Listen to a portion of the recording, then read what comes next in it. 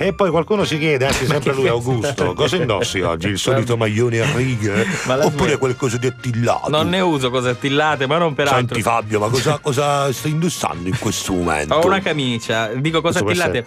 La non voce ne uso. dell'amico che chiama, che telefona. Sì, l'amico che è quello che non vuole mettersi le stesse cose che ti sei messo tu, no? Quello che ti chiama perché aveva bisogno sempre qualche cosa, no? Sì, Che ti picchia il buono, che ti dice che sei fantastico. È carina sta camicia, però. Bellina. Sì, succede di solito in questo modo, che quando tu magari meno te lo aspetti c'è qualche amico che ha bisogno di qualcosa e, come abbiamo detto in diverse occasioni, utilizza il classico espediente del colpo della bruscia.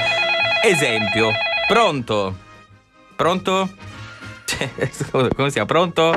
Oh, carissimo. Innanzitutto come stai? Io sto bene. Come... Innanzitutto come stai? Innanzitutto come stai? Sto bene, innanzitutto. Veramente, Mare, sei un grande. Cioè, io ti seguo tutti i giorni. Mi segui tutti i giorni. Sei un grande. Sì, veramente. Comunque, Mare, innanzitutto come stai, Mare? Sì, ma te l'ho già detto, sto bene, ma stavo bene anche ieri, comunque anche l'altro giorno, e anche l'anno scorso, sai. Con la tua macchina, Mare, splendida macchina, complimenti. Sì, lo so, me lo dicono tutti, però insomma, macchina, che me lo dica il colore azzeccato in una città come Catania, Mare, azzeccato. Per esempio, ti ho visto ieri in mare con la macchina, eri l'unico Mare che, nonostante tutta la sabbia che è cascata a mare, che è fango, nella tua macchina non si notava. Non si notava, quindi complimenti per la scelta. Esatto, l'ho scelta appositamente per evitare. Come stai, Mare?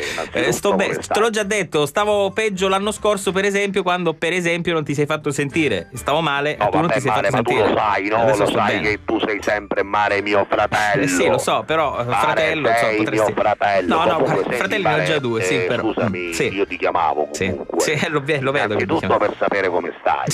Te l'ho già detto, adesso sto bene, sono stato male però. Ti chiamavo anche perché avrei un piccolo problema. Quanto piccolo? Ma tu sono 400 euro, che onestamente c'ho un problema con... ce ne devo dare a uno. 800 euro combinato, Mare, tu sei mio fratello, Mare, 800 euro per te, Mare, sono niente. Fratello, in questo periodo tu fai alla Catalla, io ti ascolto tutti i giorni, Mare, sei simpaticissimo. Sì, ma 800 euro non ce li ho, davvero. No, non ce li ho, non posso prestarteli. Neanche 500? No, neanche 500. 100 euro, Mare, 100 euro. Così che ti ritorno fra una settimana. No, niente, guarda, però. ho avuto delle scottature per questa storia, ti ritorno tra una settimana. No, mi spiace. Mare, tu non hai 100 euro per un tuo amico fraterno. Ma non ce li ho, ma a parte che tutta questa amicizia fraterna. No, guarda, non